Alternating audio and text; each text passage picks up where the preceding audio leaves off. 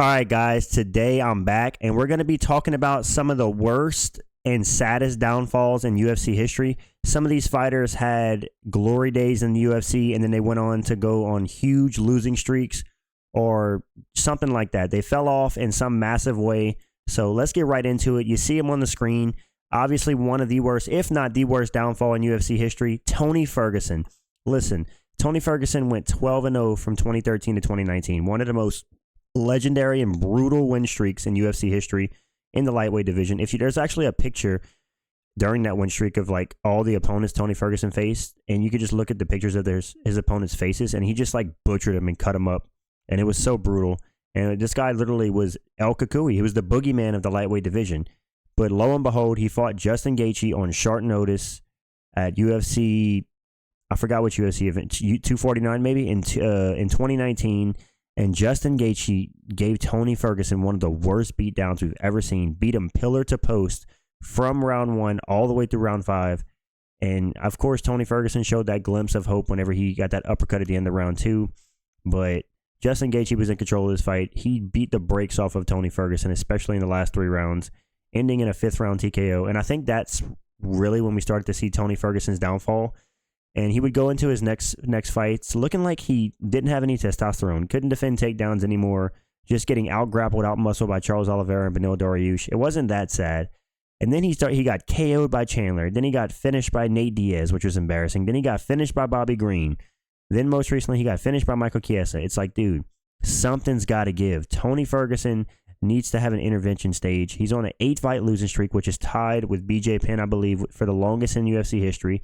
He was finishing 5 of those 8 losses. And yeah, man, it's getting sad. He refuses to retire even at 40 years old and being winless since 2019. He doesn't want to retire. Listen, I get it. The sport of MMA, you never want to leave. Especially some of these guys, they've been fighting their entire lives and they don't want to leave the sport. They want to stay as long as they can. It's their lifestyle. I get it, man, but the UFC needs to stop giving this guy fights. I seriously worry for Tony Ferguson's mental health post-fighting. Like, he's already had like some manic episodes outside of fighting that showed mental health, and CTE only amplifies those symptoms. So I really hope that this guy doesn't get another fight in the UFC. I want to see him retire. I think he should do something like coaching. I think Tony can make a great coach, maybe a wrestling coach or MMA coach, something like that. But please, Tony, don't fight again, man. You had a legendary career. You became the interim champion. Let's leave it at that.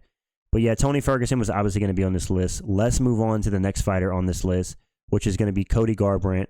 Listen, back in the end of 2016, early 2017, people were talking about how Cody Garbrandt had solved the Dominic Cruz puzzle and he was going to reign in the bantamweight division forever. This guy went from unranked to champion in like 11 months, destroyed Dominic Cruz in their fight, pieced him up on the feet, and now he's only had 3 wins in the last 7 years, going 3-6 in his next 9, getting finished in 5 of those 6 losses. He's not been in the bantamweight rankings forever now, and I feel like Cody Garbrandt has never truly evolved as a fighter. He's always kind of been that same guy with power hands, no jiu-jitsu, decent wrestling, but even then he can be out-wrestled. And I think a lot of the technical errors he made is what caused him to, quote-unquote, have a bad chin, because he just left his chin on a silver platter to be hit, and the fighters took it off the silver platter and KO'd his ass. Cody Garbrandt, one of the biggest what-ifs. Whenever he beat Dominic Cruz, he looked like a world beater. Then he gets KO'd by TJ Dillashaw in his next 2 fights. Then he gets KO'd by Pedro Munoz. He gets KO'd by, who was it? He got knocked out by Kai Kara France at flyweight, which was another bad look. Listen, man, Cody Garbrandt had one of the stiffest downfalls in UFC history, and it just goes to show you could have it all and lose it all just that fast. And yeah, he's still in the UFC. He's 33 years old now. Probably like to see him retire soon. I think he fights this month in December, but listen, Cody Garbrandt, nothing else to prove. He had a decent career. He became champ and fell off a cliff after that, but one of not the worst downfall in UFC history, but it's definitely up there. Let's move on to the next fighter on this list, Donald Cerrone. Listen, Donald Cerrone had one of the most legendary runs at welterweight and lightweight. There was a point in lightweight where he was on an 8-fight win streak, and he got to fight RDA for the belt, and he got finished in like a minute and a half, but that 8-fight win streak was pretty impressive. Cowboy then went up to welterweight and started out on a 3-fight win streak looking like a world beater, and then he went on a 3-fight losing streak, and then he got 3 more wins in the welterweight division, and then after that, that's when we saw his downfall. Donald Cerrone ended his UFC career with 7 straight fights without a win. And he was finished in 5 of those 7 fights. And now we see Cowboy in the media talking about he wants to make a comeback. First of all, please, Donald Cerrone, stay retired.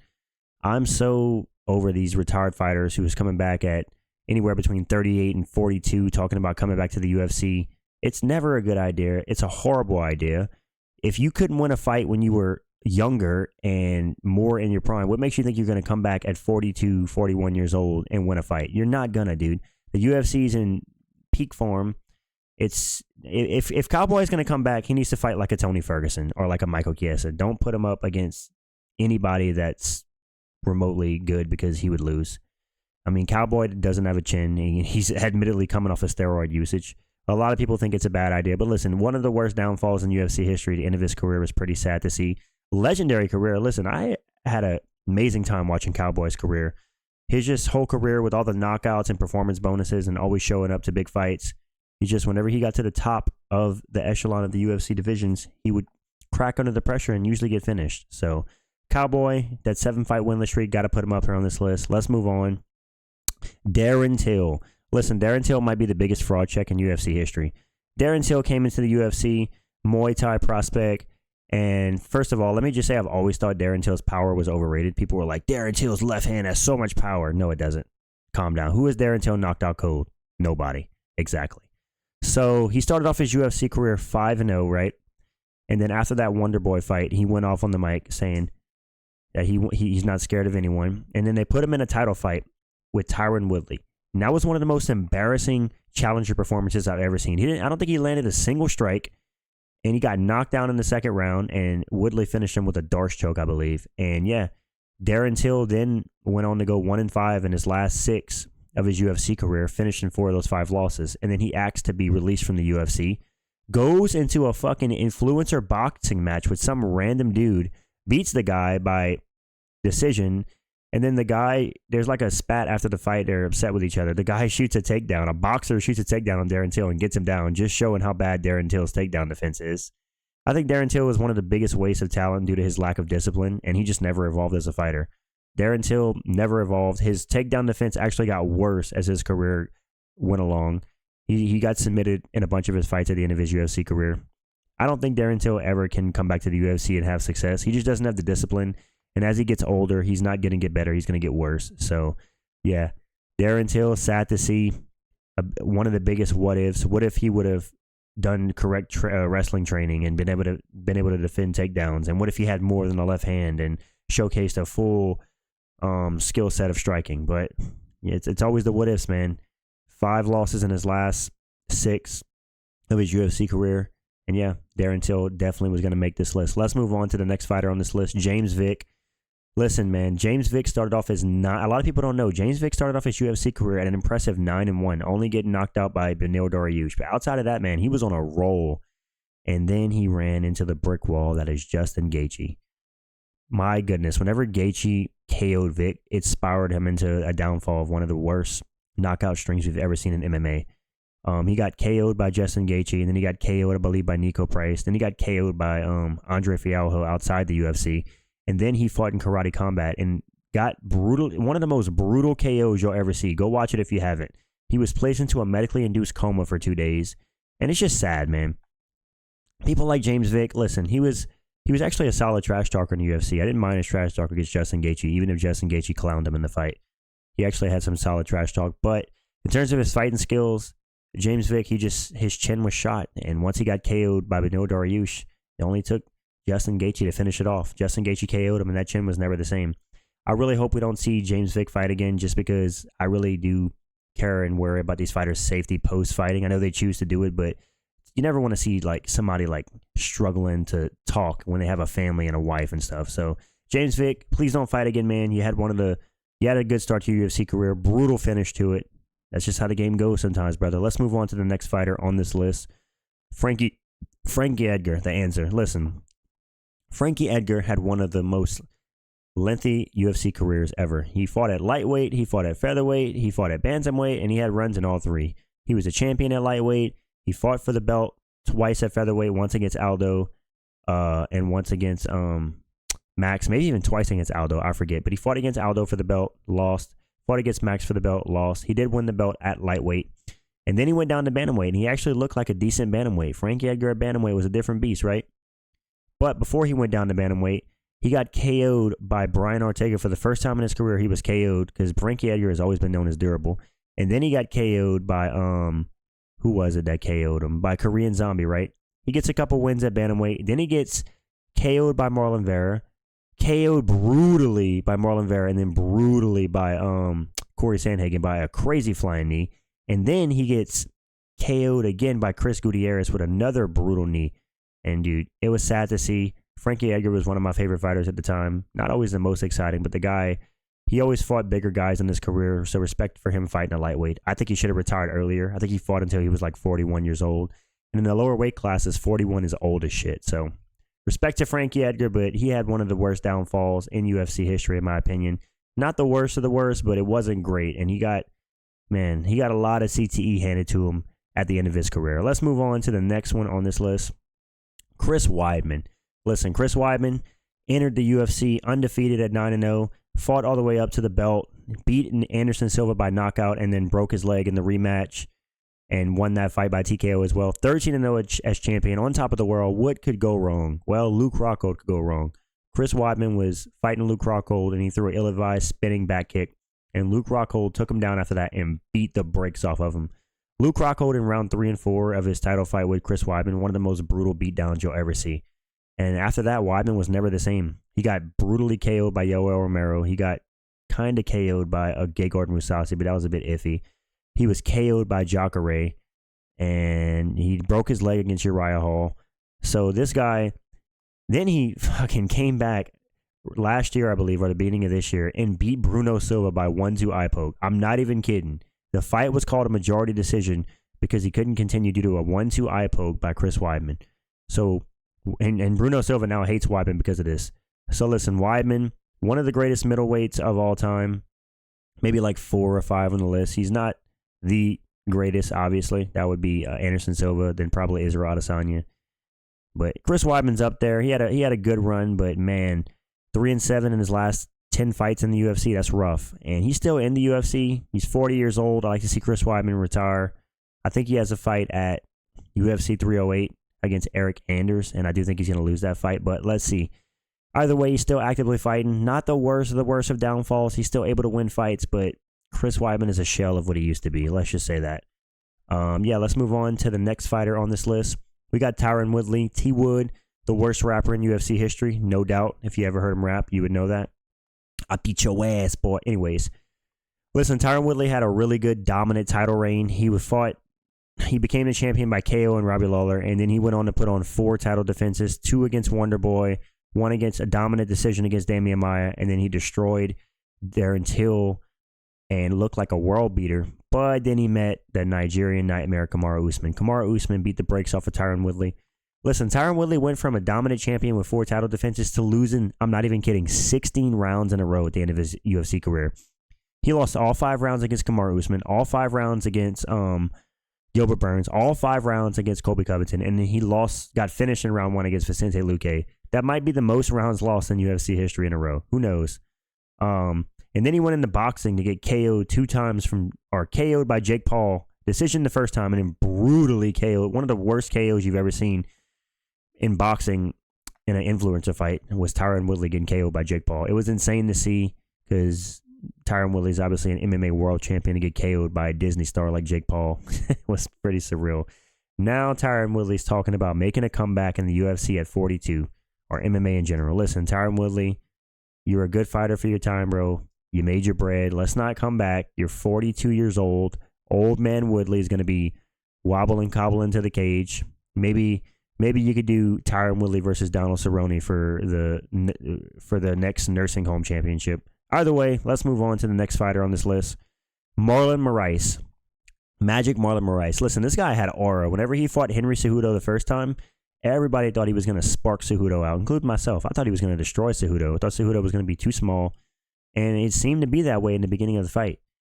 And then Cejudo gassed him out and then finished him and became double champ. Marlon Moraes started off his UFC career 4-1, but he was like 17, 18-1 in like his last 18, 19 fights. It was crazy. Somebody fact check that. But then after the Cejudo fight, dude, his chin, he got a win over Aldo, which was definitely a robbery. A lot of people thought Aldo won that fight, including myself. And then, man, he went on a 7-fight losing streak by finish. That's crazy. Being finished 7 times in a row, 4 times in the UFC, and 3 more times in PFL. Thankfully, he retired. But, man, his knockouts against, who was it? Rob Font knocked him out. Corey Sandhagen knocked him out. Henry Cejudo knocked him out. Who else knocked him out? Song Yadong knocked him out. Like, this dude was KO'd by everybody. And then he goes into PFL and gets finished even more. It's sad to see. I'm glad he retired. Not gonna lie, Marlon Moraes, Magic Marlon Moraes, was chiseled. Look at his 8-pack. Bro is stacked when he was a UFC fighter. But didn't have a great gas tank and definitely didn't have a good chin. So he's got to go in one of the worst downfalls in UFC history, from what could have been a solid bantamweight champion to a 7-fight losing streak. Got to make the list, brother. Let's move on to the next fighter on this list, Hector Lombard. Listen, when Hector Lombard came into the UFC, he was on a 24-fight win streak from Bellator. Now, there's no doubt in my mind this guy was on roids. He was juiced to the gills. And I think what happened was when he came to the UFC, he had to test under USADA, and that caused him to not be able to be on the sauce anymore. And he loses his UFC debut to Tim Boetsch. Now, listen, Tim Boetsch, respect, decent fighter, but a guy like Hector Lombard coming to the UFC on a 24-fight win streak to lose to Tim Boetsch was embarrassing. And he goes on to win a couple fights, and then he ends his UFC career 3-8. And yeah, getting finished by a 46-year-old Dan Henderson was hilarious. Kind of satisfying, because we wanted to see Dan Henderson fight Michael Bisping in a rematch. Nobody really asked for that. But Hector Lombard, definitely one of the biggest letdowns in UFC history. From a 24-fight win streak to going 3-8 in the UFC. Like, this guy was supposed to be a world beater. What happened? And then he comes in the UFC. Just goes to show you, if you're on the sauce and then you have to get off the sauce, you're not the same guy. You're not that guy, pal. Let's move on to the next fighter on this list. Second to last fighter, we got Ben Askren. Ben Askren came into the UFC by way of trade for Demetrius Johnson from ONE Championship. And listen, there was a lot of hype behind Ben Askren. He was a former Bellator champion, undefeated, former ONE Championship champion, and he was just looking like a world beater. And Ben Askren always had awful striking, but his wrestling was touted as so good it didn't matter. He could use his wrestling to get his wins.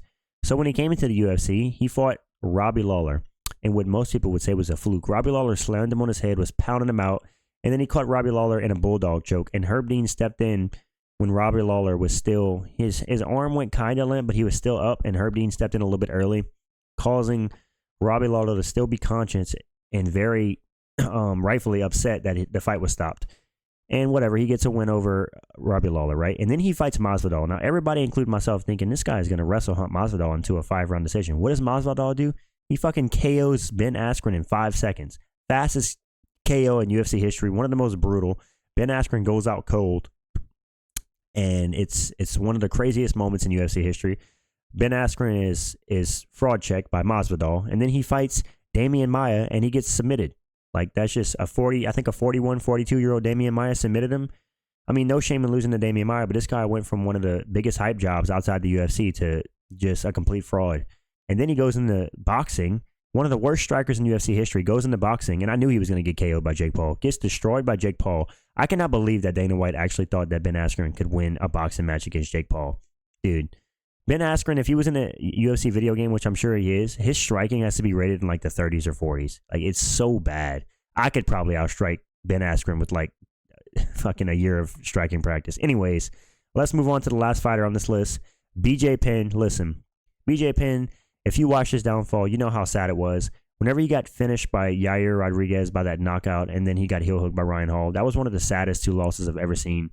And then at one point, you even see him get KO'd at a bar in public in Hawaii, I believe, which was pretty embarrassing. He had 1 win in 9 years at the end of his career. In 2010, he got a win. He didn't had no more wins after that. And yeah, he ended his UFC career 1-9-1 on an 8-fight losing streak, similar to Tony Ferguson. And listen, I'm glad the UFC stopped giving BJ Penn fights. I think they let him go on way too long, past what he should have. Dana White said he always had a soft spot for BJ, so he probably let his career go on a little bit longer than he should have. But either way, BJ Penn, man, the prodigy, he was one of the pioneers of the lightweight division and welterweight. One of the most skilled jiu-jitsu fighters on the ground for his time. And I think he was a 2-weight division champion, maybe? Was he champion at lightweight and welterweight? I could be wrong on that. Either way, BJ Penn, one of the saddest downfalls in UFC history. He should have retired way before he did, but he didn't. That's my list of some of the biggest downfalls in UFC history, guys. I didn't include every single downfall, as we'd be here for probably 4 or 5 hours. I just included some of the ones that stuck out to me. Let me know in the comments who would you add to this list, who had some of the worst downfalls in history to you. Leave a comment on what you think about the fighters I mentioned on this list. Like and subscribe if you enjoy the content, guys. I always appreciate it. And yeah, that's it for this video. I'm out, guys, and peace.